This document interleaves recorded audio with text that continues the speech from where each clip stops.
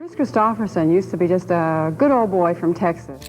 And to go beyond the conventional roles that women were expected to settle for. Barbra Streisand and Kris Kristofferson lit up the screen in the 1976 film A Star is Born, playing lovers caught in a whirlwind of fame, passion, and heartbreak.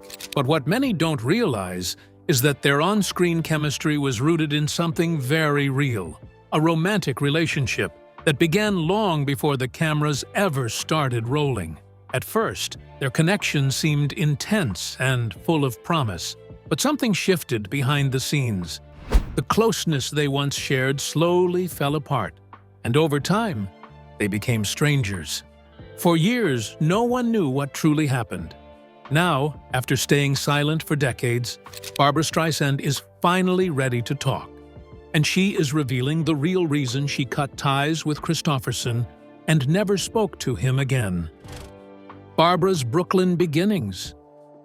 Before all the fame, before the awards and high-profile romances, Barbra Streisand was just a lonely little girl from Brooklyn with a sad childhood and a dream no one around her understood.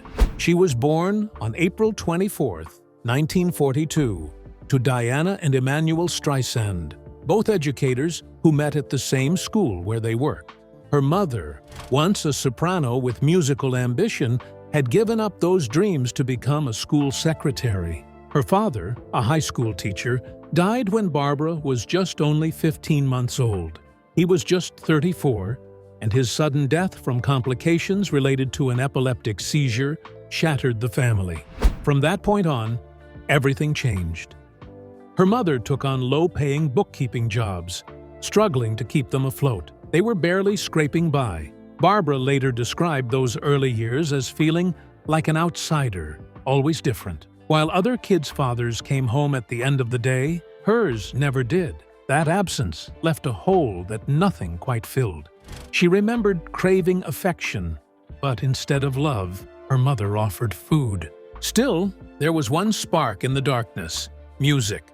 Her mother had a great voice and sometimes sang semi-professionally. It was during a trip to the Catskills when Barbra was 13 that something clicked. They recorded a few songs on tape, her first time truly stepping into her own as an artist. She later called it her first moment of inspiration. That tape was the beginning of something. She had an older brother, Sheldon, and a younger half-sister, Rosalind Kind, born from her mother's remarriage to Louis Kind in 1950. But Barbra's world was always just a little more intense. At 5, she was enrolled at the Jewish Orthodox Yeshiva of Brooklyn. She was curious and outspoken, too much for a classroom that demanded silence. She often shouted answers out of turn, too eager to sit still. From there, she moved on to Public School 89. And it was in those years that television and the movies first began to shape her imagination. She remembered thinking she just wanted to be somebody famous, important, anything that could get her out of Brooklyn. People around her began to notice her voice. She remembered sitting on the stoop with neighborhood kids and how they saw her as the girl on the block with the good voice. That voice became her way of being seen. She practiced in the hallways of their apartment building, loving how her voice echoed against the walls. Her first singing performance was at a PTA assembly. The teachers and the students loved her, everyone except her mother. Still, invitations rolled in: weddings, summer camps, anything where someone needed a singer. At just 9, she auditioned for MGM Records but didn't land the deal. By 13, her mother finally began to acknowledge the talent. She helped Barbra make a 4-song demo tape with tracks like "Zing Went the Strings of My Heart" and "You'll Never Know." But singing wasn't the end goal. Barbra wanted to act.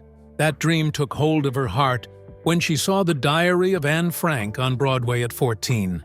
Watching Susan Strasberg on stage lit a fire in her. She started haunting the library, digging into biographies of legendary stage actresses like Eleonora Duse and Sarah Bernhardt. She devoured acting theories by Konstantin Stanislavski and Michael Chekhov. She was studying like it was survival.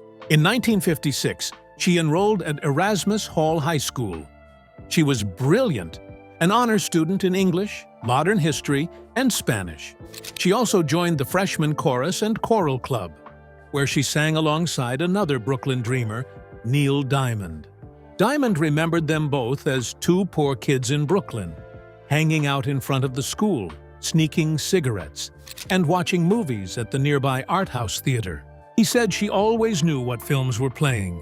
Barbra even had a teenage crush on none other than Bobby Fischer, the 15-year-old U.S. chess champion. She found him very sexy. That mix of brains, intensity, and early obsession said everything about who Barbra was becoming. In the summer of 1957, she finally got on a real stage. It was a walk-on part at the Playhouse in Malden Bridge, New York. Small, but it counted. She followed that with a role as the kid sister in Picnic, then vamped it up in Desk Set. By her second year, she was working nights backstage at Cherry Lane Theatre in Greenwich Village, just to be near the action. In her senior year, she rehearsed for a small role in Driftwood, a production staged in a shabby attic space in Midtown Manhattan. It wasn't glamorous, but it was real. She graduated from Erasmus Hall in January 1959 at just 16. Her mother begged her to stay away from show business, but Barbra was done listening. She took any job she could find, backstage work, gigs, anything to get close to the spotlight. And whenever she could, she hit the pavement, knocking on casting office doors, chasing the dream that had kept her going since childhood, making a name for herself. At just 16, Barbra Streisand was already living on her own, chasing a dream most people thought was impossible. Sometimes, she didn't even have a place to sleep. With no permanent address, she carried an army cot from one friend's home to another, anywhere she could crash for the night. On her worst days, she returned to her mother's apartment in Brooklyn for a home-cooked meal. But those visits weren't exactly warm. Her mother was horrified by her so-called gypsy-like lifestyle and begged her to give up on show business. Barbra, however, only felt more determined. In her own words, she explained that her desire to succeed came from wanting to prove to her mother that she really could be a star. In early 1960, she took a job as an usher at the Lunt-Fontanne Theatre, working during the Sound of Music run. One day, she heard they were holding auditions for singers. It was the first time she ever sang to land a job. Although she didn't get the part, the casting director told her she needed to start listing singer on her resume. She turned to her boyfriend at the time, Barry Denon, and asked him to help her make a tape of her singing, something she could hand out to potential employers. Denon brought in a guitarist, and together they spent the afternoon recording. As soon as Denon heard the playback, he couldn't believe what he was hearing. He described her voice as breathtaking, saying he needed a moment to process it before even looking up at her. Denon believed in her and pushed her to enter a talent contest at the Lion, a gay nightclub in Greenwich Village. She performed 2 songs. When she finished, the room fell into silence. Then came the thunderous applause. She won, and just like that, she was invited back. Week after week, she performed there, slowly building momentum. Around this time, she dropped the second A from her name, becoming Barbra, not Barbara. People kept telling her she was too ugly to be a star and advised her to get a nose job. She refused. That same year, she landed an audition at the Bonsoir nightclub and was hired for $125 a week. It was her first real professional gig, opening for comedian Phyllis Diller. She later recalled she had never even been in a nightclub until she sang in one. Denon, eager to shape her artistry, introduced her to his collection of records by legends like Billie Holiday, Edith Piaf, and Mabel Mercer. Barbra realized she could use singing as a stepping stone to acting. The song that sealed it for her was A Sleepin' Bee, written by Harold Arlen and Truman Capote. She said the lyrics gave her what she'd always wanted, 3 acts of a play hidden in one song. Listening to the greats helped her shape her own unique style. She didn't just sing, she performed. Every song became a scene. Every lyric carried a character. As she got more comfortable on stage, her confidence increased. She worked the crowd between songs with her Brooklyn wit, and audiences loved her for it. Within months, people were comparing her to Judy Garland, Lena Horne, and Fanny Brice. Critics noticed too. Leonard Harris predicted she would rewrite the record books by the time she turned 30. Another critic, Robert Rourke, raved that when Streisand cried a river, "You got a river, Sam," calling her voice more powerful than anyone since Libby Holman or Helen Morgan. Her big break on TV came when she sang a Sleepin' Bee on The Tonight Show. Even comedy legend Phyllis Diller, appearing alongside her, called her one of the greatest singing talents in the world. Over the next year, she appeared on shows like The Ed Sullivan Show, The Gary Moore Show, and PM East, PM West. She sang a hauntingly slow version of Happy Days Are Here Again that became her signature song. Johnny Carson couldn't get enough of her. She became a regular guest on his show, where she also charmed Groucho Marx with her fast, quirky humor. In 1963, at age 21, Streisand signed a contract with Columbia Records. She shocked the industry by negotiating full creative control, giving up a bigger paycheck just so she could choose her own material. She remembered that was the only thing that truly mattered to her.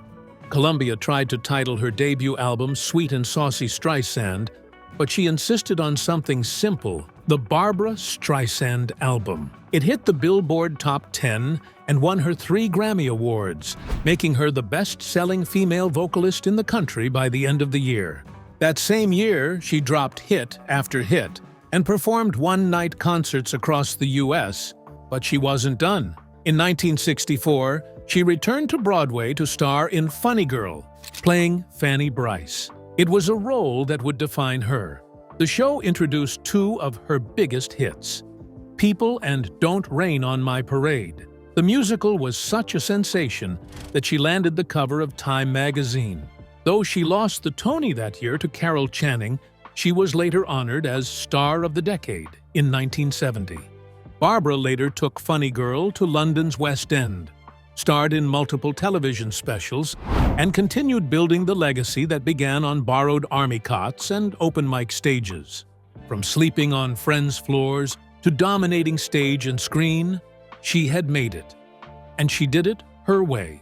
And while Barbra went on to have a really remarkable career, her love life was just as remarkable. But there was one relationship that almost cost her everything. The affair that almost ruined everything. They were already stars when Omar Sharif and Barbra Streisand collided on the set of Funny Girl. The result was more than just Hollywood magic. It was scandal on a global scale. Their affair lit up headlines around the world, not just for the romance itself, but because of the war exploding back home. In June 1967, just as filming ramped up, the Israeli-Egyptian Six-Day War erupted, and suddenly, the chemistry between an Egyptian heartthrob and a Jewish superstar wasn't just controversial. It was explosive. First came the internal panic. Sharif, already famous for Lawrence of Arabia and Dr. Zhivago, was nearly dropped from the film by Columbia's Jewish financiers, who feared backlash. But they held their ground and let him stay. Then, the following year, a poster surfaced, Sharif and Streisand in a passionate kiss. The image outraged the Egyptian government so much they considered revoking his citizenship altogether. Streisand, known for her fierce support of Israel, became public enemy #1 in Egypt, while Sharif found himself suddenly unwelcome in his own homeland. But the affair itself, blistering while it lasted. According to Streisand, the political climate was so intense that it was impossible not to blur the lines between real life and the story they were telling on screen. They were both married when filming began. Streisand to actor Elliot Gould, though that relationship was already fraying.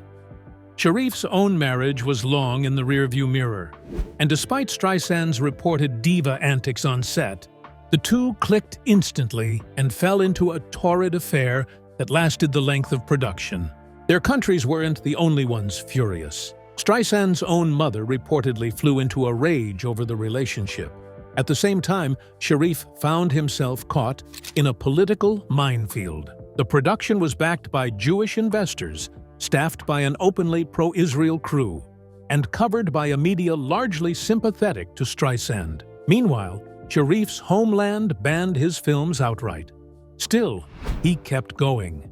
For Streisand, the backlash left scars. She would later blame the chaos of that time for what became her decades-long break from live performance. During her Central Park concert in front of 150,000 fans, she forgot the lyrics to 3 songs. The pressure had gotten to her. Although police had promised a strong security presence due to the backlash over her affair and the film, the last-minute arrival of Soviet leader Alexei Kosygin caused authorities to divert nearly all the officers elsewhere, leaving her with a skeletal detail of just 30 instead of 300. She reportedly felt completely exposed. The end of filming marked the end of the affair. Streisand later reflected that, with the emotional heat of the production, it had been nearly impossible to separate fiction from reality at the end of each day. Once the cameras stopped, so did the romance. Sharif, ever the charmer, remained respectful of Streisand in interviews, but didn't dwell. He quickly moved on, first to French beauty Catherine Deneuve, and then to Barbara Boucher, whose Playboy spread had caught his attention. For a man known as a playboy, gambler, and loner, the Streisand episode was just one chapter. But it was the most internationally explosive of all, because at that point, it wasn't just a love affair. It was a political earthquake, one that shook governments, enraged fans, and nearly derailed 2 careers. And if you think the affair with Sharif was the only explosive thing that happened in Streisand's love life, then think again. Inside Barbra Streisand's wildest love stories, Barbra Streisand's love life could rival any of her epic ballads, full of passion, drama, and unforgettable names. From whirlwind romances to headline-making affairs, her romantic journey has been nothing short of cinematic. And the most enduring of them all, her marriage to actor James Brolin, a love story that has defied the odds in Hollywood. Their story began in 1996 at a dinner party thrown by a mutual friend. There was no playing hard to get. The spark was instant. By May 1998, they were engaged, and just 2 months later, they exchanged vows in an elegant Malibu ceremony at Brolin's estate. The guest list was a who's who of Tinseltown, but the real focus was on the couple, who radiated joy. Since then, they've been inseparable, proving that true love can survive even under the blinding lights of fame. James Brolin, with a career spanning over 60 years, was already a familiar face on screen before meeting Barbra. Fans adored him in TV classics like Marcus Welby, Maryland, and Hotel, and his film credits ranged from Capricorn 1 to Traffic. Brolin brought home 2 Golden Globes and an Emmy over the years, but it was his 3rd marriage to Streisand that truly stole the spotlight. Before Barbra, he had 2 failed marriages, one to Jane Cameron Agee and another to Jan Smithers. But Barbra's romantic history didn't begin with Brolin. It's peppered with high-profile names and steamy headlines. In the early 1990s, tongues wagged when she started dating tennis icon Andre Agassi. They met at a benefit concert in Los Angeles, and, despite a 28-year age gap, the connection was electric. Agassi later credited Barbra with helping him through a tough time in his career, calling her support a turning point. Though they parted ways in 1993, their friendship endured. Agassi wasn't just famous for his backhand. With 8 Grand Slam titles and an Olympic gold medal, he became one of tennis's most magnetic stars, known as much for his flair and rebellious style as for his athleticism. After retiring in 2006, he turned to philanthropy, founding the Andre Agassi Foundation for Education. In matters of the heart, he later married actress Brooke Shields, though the union didn't last long, and eventually found lasting love with tennis legend Steffi Graf.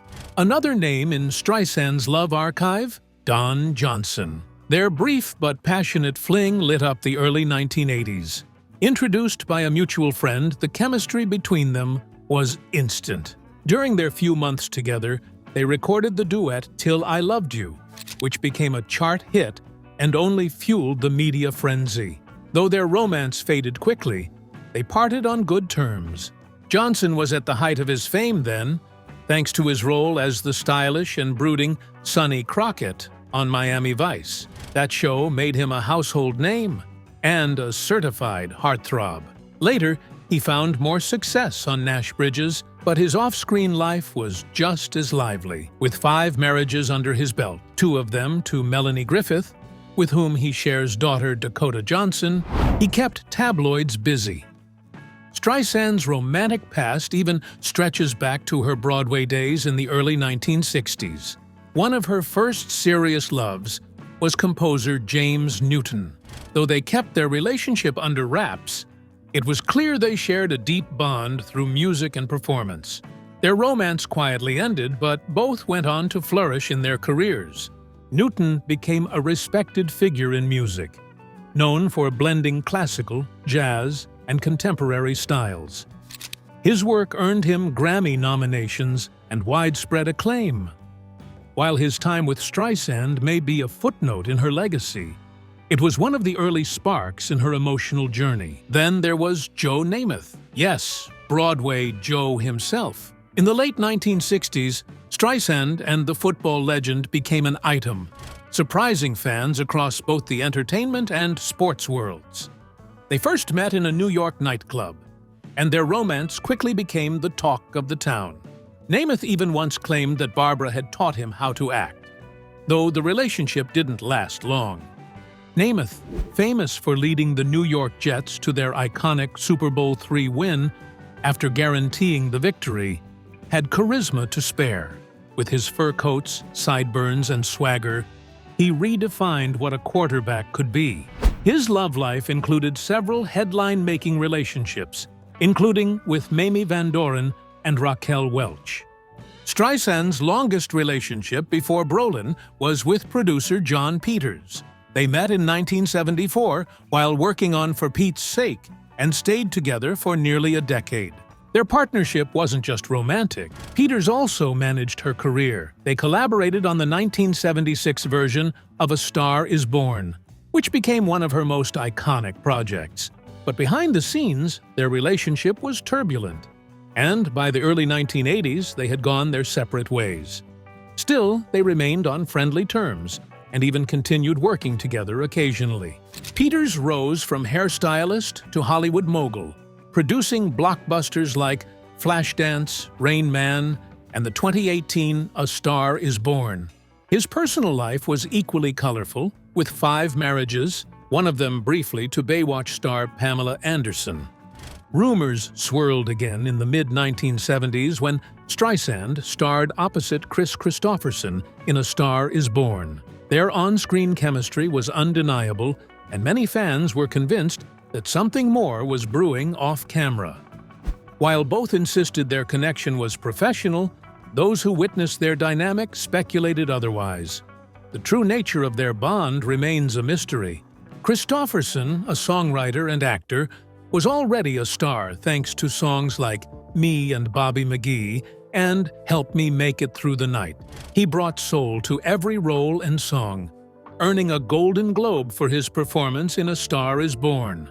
Off-screen, his romances, including one with singer Rita Coolidge, were as legendary as his lyrics. In the early 1990s, Barbra also shared a short but intense connection with Irish actor Liam Neeson.